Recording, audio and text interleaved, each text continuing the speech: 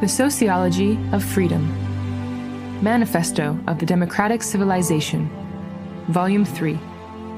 Written by Abdullah Öcalan. Chapter 7. Envisaging the System of Democratic Civilization. Ever since I began to know myself, doubt has never let go of me. It has followed me like a ghost. The depths of my skepticism would be like an affliction at times. When any of my dogmatic beliefs were shaken, it felt like my weakest moment. At the time, I was lackadaisical in life. The most important contribution of this skepticism, which even reared its head around issues that we cannot seriously consider defending, was that it taught me how elusive the truth is. I believe that my decision to problematize everything, including the instincts that drive me, finally gave me the strength to break with the dogmatic thinking that is still very strong in the social traditions of the Middle East. The fact that, in the final analysis, the Eurocentric hegemonic way of thinking still holds a certain sway over modernism's dogmatic positivism, and the postmodernist system of thought illustrates the importance of this issue. I try to determine where I stand by comparing the East's faith-based intellectual quality with the West's inquiry-based intellectual power, but could not find my place on either side. Naturally, the result of such thinking on my part meant that the gap between my life and these forms of thought deepened every day. Neither form of thought ever really satisfied me, primarily because of the major role these systems of thought play in the development and growth of the social problem. This both encouraged and required me to adopt a position critical of both the East's faith-based system and West's rational system. A second aspect is that my awakening consciousness never detached from my social practice. In this regard, a quality of my personality showed itself quite early on. Even when I was walking to and from primary school, I would memorize a few prayers and pretend to be the imam of a small group of students. I took it quite seriously, like a role in a play. I think my motivation was to prove myself by sharing with other children the few surahs I had memorized with great difficulty. Hence the self-respect I felt, due to having started to think, what you have learned is difficult and important, so it must be shared. Obviously, I was being introduced to a serious moral principle here. In earlier volumes of my defense, I shared a short version of how I experienced the first glimmers of clarity about modernity. I stopped when I truly realized that capitalist modernity had laid waste to my frantic marathon of thinking. Ironically, smashing the gods of the 400-year-old capitalist world system gave me the emotional strength that I imagine felt similar to the joy of the prophet Abraham from Urfa when he emerged as an iconoclast. I was both able to easily take control of my skepticism and to engage in a meaningful way with the truth I was pursuing. It is painful to observe that humanity, weakened in every way, has let its contact with truth decline to the most instinctive level. Today there is almost no one who is not ready to capitulate in return for a life with a partner, a child, and a regular salary. I don't deny this reality.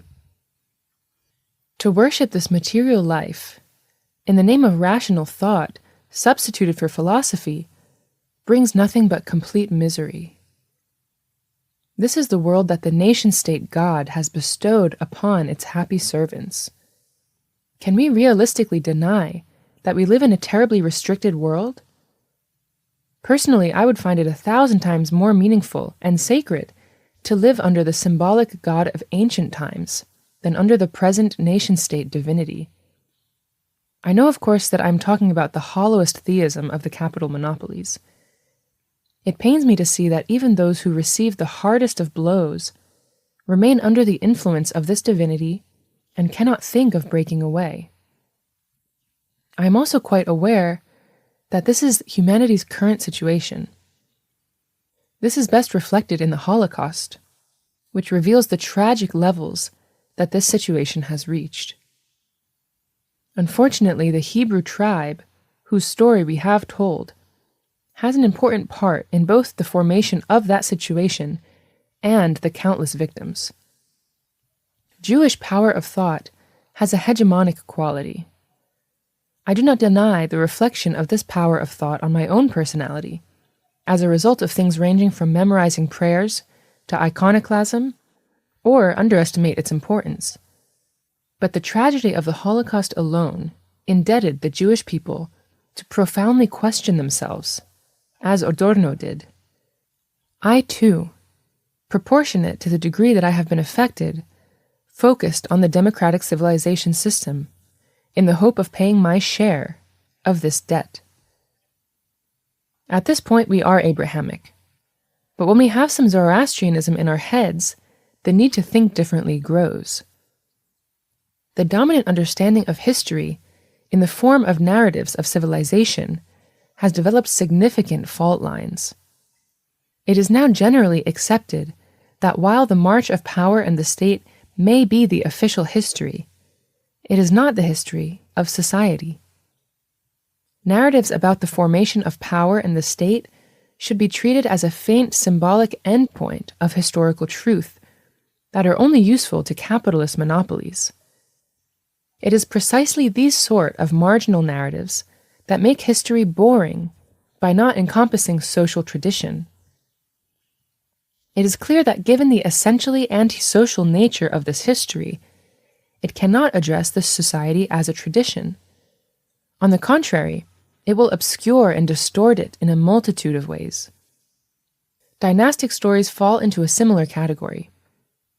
Religious historical narratives, whose social representation is extremely shallow, are nothing more than the history of power and the state, especially when they enter the process of becoming civilized. Class and economic interpretations of history, which detach social reality from its totality and are close to being reductionist, resemble state histories, albeit from a different angle. A partially positivist point of view lacks the capacity to understand history even more than most religions. Although it may look as if they are in conflict with one another, all of these historical narratives are united by having originated in civilization. I don't believe that the history of social nature has been properly understood in both a paradigmatic and empirical sense. Historiographies that are called social history have little to offer and are nothing more than the most fragmentary parts of a positivist sociology. They are no more than a depiction of the frame, that is, a depiction of one part of the totality. I could say more about all of this, but it wouldn't usefully contribute to our discussion. At the risk of repeating myself, the reason I focus on history as the narrative of democratic civilization is because of the stalemate in solving social problems, which I still find difficult to grasp. This stalemate is not only found in daily life. The narrative is also overladen with it. The combination of these two conditions make the official narrative of civilization insurmountable. Squeezing in some bits about social history only serves to complicate matters. I frequently say that scientific socialism clarified some facts by using the class character of history to explain this situation, but it could not solve the problem, and in fact, could not even avoid becoming part of the problem. It is for this reason I often say that if we don't completely overcome the capitalist modernist paradigm, grasping historical truth is unthinkable. On the contrary, the modernist paradigm will act to conceal the truth and deem it absurd even more effectively than religion. The historical consequences of Marx's paradigmatic view can be better understood today. An incorrect grasp of history leads to an incorrect practice, if the paradigmatic and empirical approaches of civilization generally, and capitalist modernity particularly, are not overcome, the paradigmatic and empirical approach based on social nature will remain out of reach. I'm attempting just that here, albeit without sufficient preparation.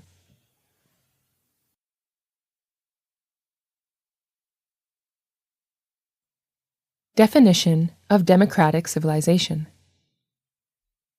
The school of social science that postulates the examination of the existence and development of social nature on the basis of moral and political society could be defined as the democratic civilization system. The various schools of social science base their analyses on different units. Theology and religion prioritize society. For scientific socialism, it is class. The fundamental unit for liberalism is the individual. There are, of course, schools that prioritize power and the state, and others that focus on civilization. All of these unit-based approaches must be criticized because, as I have frequently pointed out, they are not historical, and they fail to address the totality. A meaningful examination would have to focus on what is crucial from the point of view of society, both in terms of history and actuality. Otherwise, the result will only be one more discourse. Identifying our fundamental unit as moral and political society is significant, because it also covers the dimension of historicity and totality. Moral and political society is the most historical and holistic expression of society. Morals and politics themselves can be understood as history. A society that has a moral and political dimension is a society that is the closest to the totality of all its existence and development.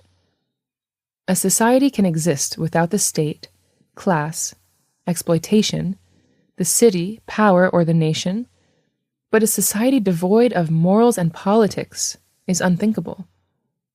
Societies may exist as colonies of other powers, particularly capital and the state monopolies, and as a source of raw materials. In those cases, however, we are talking about the legacy of a society that has ceased to be. There is nothing gained by labeling moral and political society, the natural state of society, as slave-owning, feudal, capitalist, or socialist. Using such labels to describe society masks reality and reduces society to its components: class, economy, and monopoly. The bottleneck encountered in discourses based on such concepts, as regards the theory and practice of social development, stems from errors and inadequacies inherent in them. If all of the analyses of society referred to with these labels that are closer to historical materialism have fallen into this situation, it is clear that discourses with much weaker scientific bases will be in a much worse situation. Religious discourses, meanwhile, focus heavily on the importance of morals, but have long since turned politics over to the state. Bourgeois liberal approaches not only obscure the society with moral and political dimensions, but when the opportunity presents itself, they do not hesitate to wage war on this society. Individualism is a state of war against society to the same degree as power and the state is. Liberalism essentially prepares society, which is weakened by being deprived of its moral and politics, for all kinds of attacks by individualism. Liberalism is the ideology and practice that is most anti-society. In Western sociology, concepts such as society and civilization system are quite problematic. We should not forget that the needs for society stemmed from the need to find solutions to the huge problems of the crises, contradictions, and conflicts and war caused by capital and power monopolies. Every branch of society developed its own theses about how to maintain order and make life more livable. Despite all the sectarian, theological, and reformist interpretations of the teachings of Christianity, As social problems deepened, interpretations based on a scientific point of view came to the fore. The philosophical revolution and the Enlightenment were essentially the result of this need.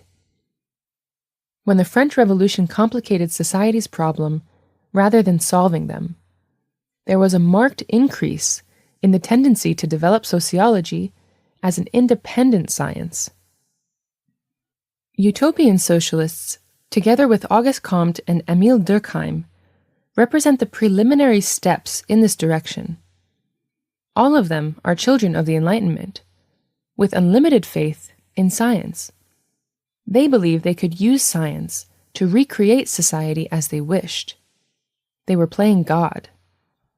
In Hegel's words, God had descended to earth, and what's more, in the form of the nation-state. What needed to be done was to plan and develop specific and sophisticated social engineering projects.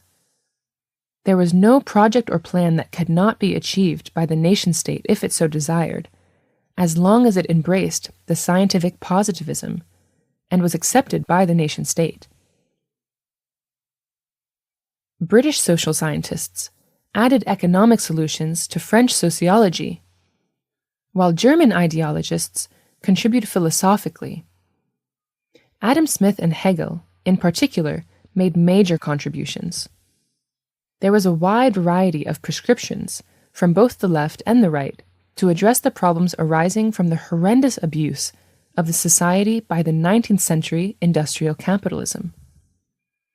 Liberalism, the central ideology of the capitalist monopoly, has a totally eclectic approach, taking advantage of any and all ideas, and is the most practical when it comes to creating almost patchwork-like systems.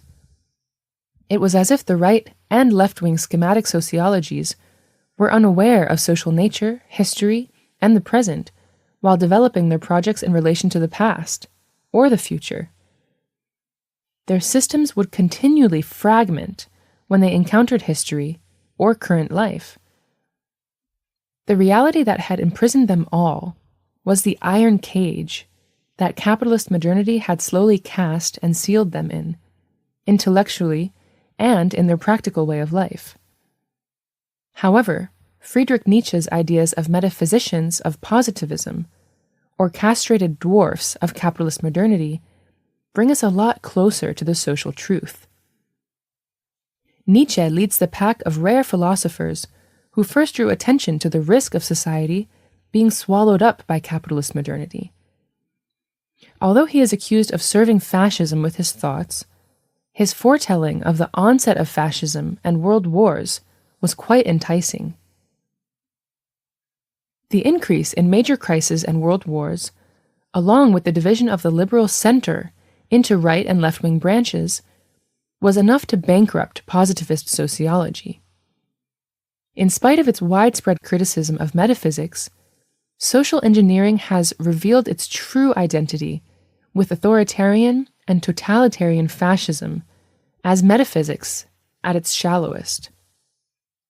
The Frankfurt School is the official testimonial of this bankruptcy. The Annalist School and the 1968 Youth Uprising led to various postmodernist sociological approaches, in particular, Immanuel Wallerstein's capitalist world system analysis. Tendencies like ecology, feminism, relativism, the New Left, and world system analysis launched a period during which the social sciences splintered. Obviously, financial capital gaining the hegemony as the 1970s faded also played an important role. The upside of these developments was the collapse of the hegemony of Eurocentric thought. The downside, however, was the drawbacks of a highly fragmented social science. Let's summarize the criticism of Eurocentric sociology. A. Positivism, which criticized and denounced both religion and metaphysics, has not escaped being a kind of religion and metaphysics in its own right. This should not come as a surprise. Human culture requires metaphysics. The issue is to distinguish good from bad metaphysics. B. An understanding of society based on dichotomies like primitive versus modern, capitalist versus socialist, industrial versus agrarian, progressive versus reactionary, divided by class versus classes or with state versus stateless, prevents the development of a definition that comes closer to the truth of social nature. Dichotomies of this sort distance us from social truth. C. To recreate society is to play the modern God. More precisely, each time society is recreated, there is a tendency to form a new capital and power-state monopoly. Much like medieval theism was ideologically connected to absolute monarchies, modern social engineering is essentially the divine disposition and ideology of the nation-state. Positivism, in this regard, is modern theism. D. Revolutions cannot be interpreted as the recreation acts of society. When thusly understood, they cannot escape positivist theism. Revolutions can only be defined as social revolutions to the extent that they free society from excessive burden of capital and power. E. The task of revolutionaries cannot be defined as creating any social model of their making, but more correctly as playing a role in contributing to the development of moral and political society. F. Methods and paradigms to be applied to social nature should not be identical to those that relate to first nature. While the universalist approach to first nature provides results that come closer to the truth, relativism in relation to social nature may get us closer to the truth. The universe can neither be explained by an infinite universalist linear discourse or by a concept of infinite similar circular cycles. G. A social regime of truth needs to be reorganized on the basis of these and many other criticisms. Obviously, I am not talking about a new divine creation, but I do believe that the greatest feature of the human mind is the power to search for and build truth. In light of these criticisms, I offer the following suggestions in relation to the social science system that I want to define. A. I would not present social nature as a rigid universalist truth with mythological, religious, metaphysical, and scientific patterns. Understanding it to be the most flexible form of basic universal entities that encompass a wealth of diversities, but are tied down to conditions of historical time and location, more closely approaches the truth. Any analysis, social science, or attempt to make practical change without adequate knowledge of the qualities of social nature may well backfire. The monotheistic religions and positivism, which have appeared throughout the history of civilization, claiming to have found the solution, were unable to prevent capital and power monopolies from gaining control. It is therefore their irrevocable task, if they are to contribute to moral and political society, to develop a more humane analysis based on a profound self-criticism. B. Moral and political society is the main element that gives social nature its historical and complete meaning, and represents the unity in diversity that is basic to its existence. It is the definition of moral and political society that gives social nature its character, maintains its unity in diversity, and plays a decisive role in expressing its main totality and historicity. The descriptors commonly used to define society, such as primitive, modern, slave-owning, feudal, capitalist, socialist, industrial, agricultural, commercial, monetary, statist, national, hegemonic, and so on, do not reflect the decisive features of social nature. On the contrary, they conceal and fragment its meaning. This in turn provides a base for faulty theoretical and practical approaches and actions related to society. C. Statements about renewing and recreating society are part of operations meant to constitute new capital and power monopolies in terms of their ideological content. The history of civilization, the history of such renewals, is the history of the cumulative accumulation of power and capital.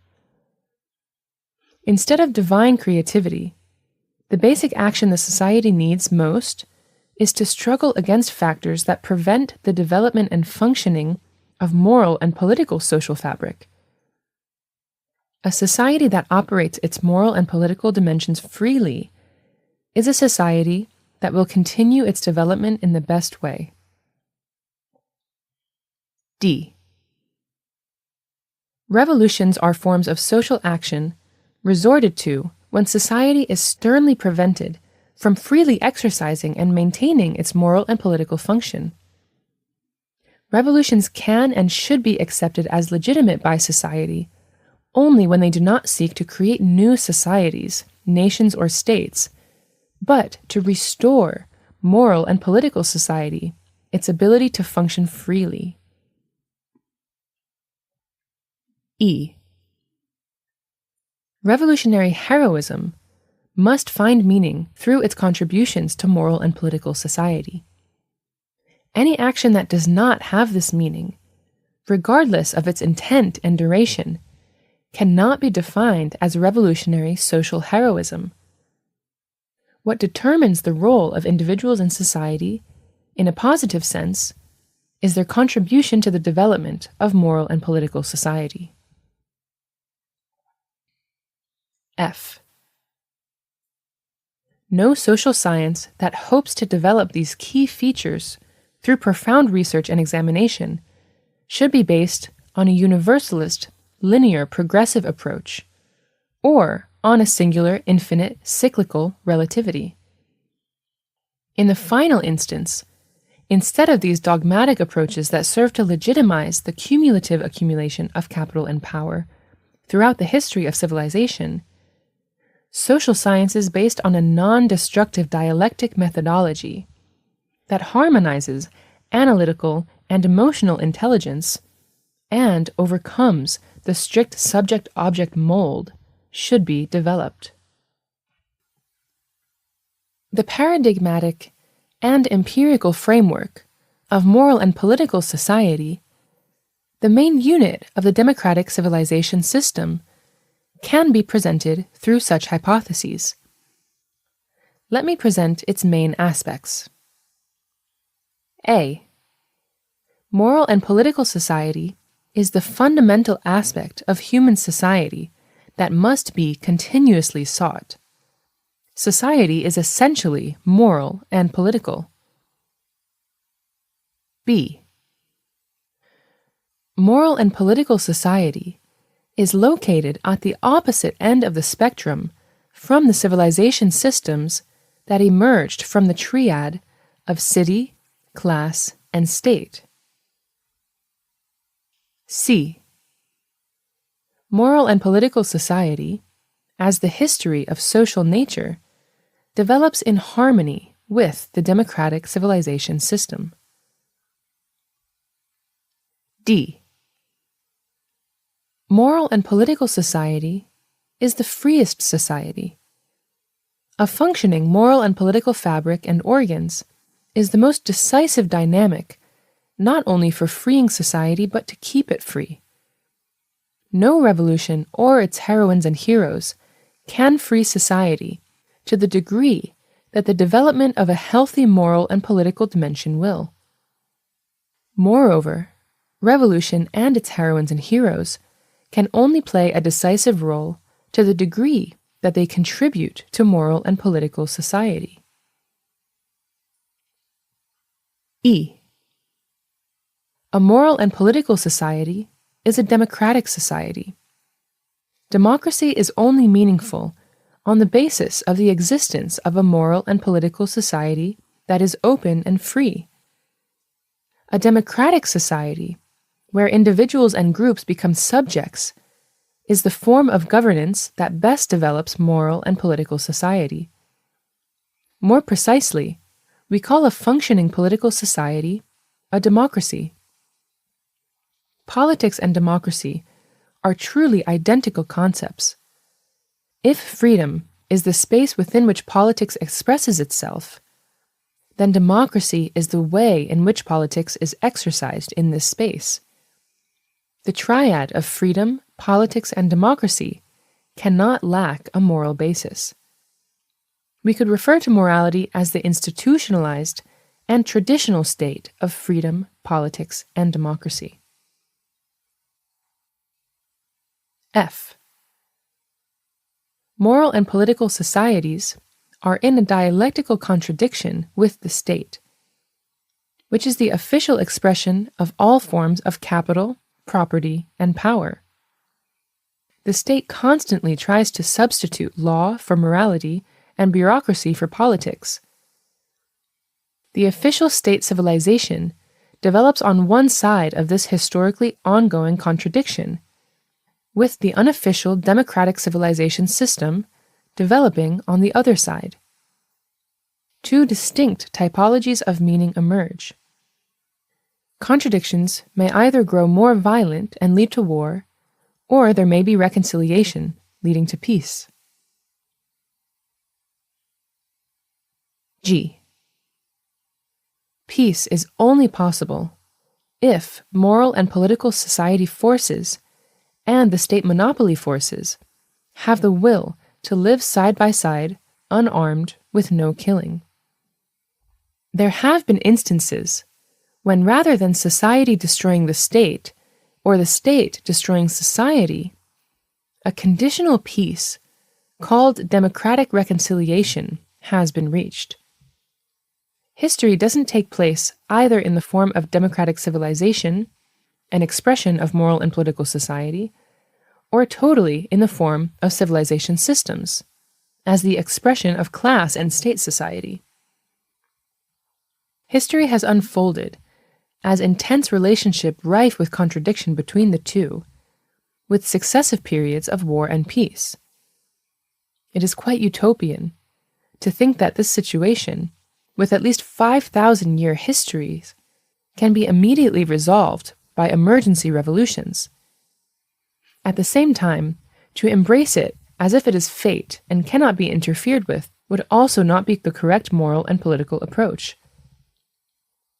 Knowing that struggles between systems will be protracted, it makes more sense and will prove more effective to adopt strategic and tactical approaches that expand the freedom and democracy sphere of moral and political society. H. Defining moral and political society in terms of communal, slave-owning, feudal, capitalist, and socialist attributes serves to obscure rather than elucidate matters. Clearly, in a moral and political society, there is no room for slave-owning, feudal, or capitalist forces, but in the context of a principled reconciliation, it is possible to take an aloof approach to these forces within limits and in a controlled manner. What's important is that moral and political society should neither destroy them nor be swallowed up by them. The superiority of moral and political society should make it possible to continuously limit the reach and power of the central civilization system. Communal and socialist systems can identify with moral and political society insofar as they themselves are democratic. This identification is, however, not possible if they have a state. I. Moral and political society cannot seek to become a nation-state, establish an official religion, or construct a non-democratic regime. The right to determine the objectives and nature of society lies with the free will of all members of a moral and political society. Just as with current debates and decisions, strategic decisions are the purview of society's moral and political will and expression. The essential thing is to have discussions and to become a decision-making power. A society who holds this power can determine its preferences in the soundest possible way. No individual or force has the authority to decide on behalf of moral and political society, and social engineering has no place in these societies.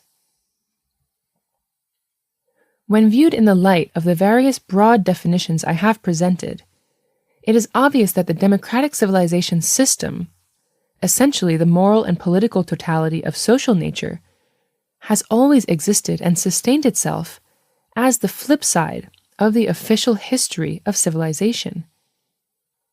Despite all the oppression and exploitation at the hands of the official world system, the other face of society could not be destroyed. In fact, it is impossible to destroy it. Just as capitalism cannot sustain itself without non-capitalist society, civilization, the official world system, also cannot sustain itself without the democratic civilization system. More concretely, the civilization with monopolies cannot sustain itself without the existence of a civilization without monopolies. The opposite is not true. Democratic civilization, representing the historical flow of the system of moral and political society, can sustain itself more comfortably and with fewer obstacles in the absence of the official civilization. I define democratic civilization as a system of thought, the accumulation of thought, and the totality of moral rules and political organs. I am not only talking about a history of thought or the social reality within a given moral and political development. The discussion does, however, encompass both issues in an intertwined manner. I consider it important and necessary to explain the method in terms of democratic civilization's history and elements, because this totality of alternate discourse and structures are prevented by the official civilization. I will address these issues in subsequent sections.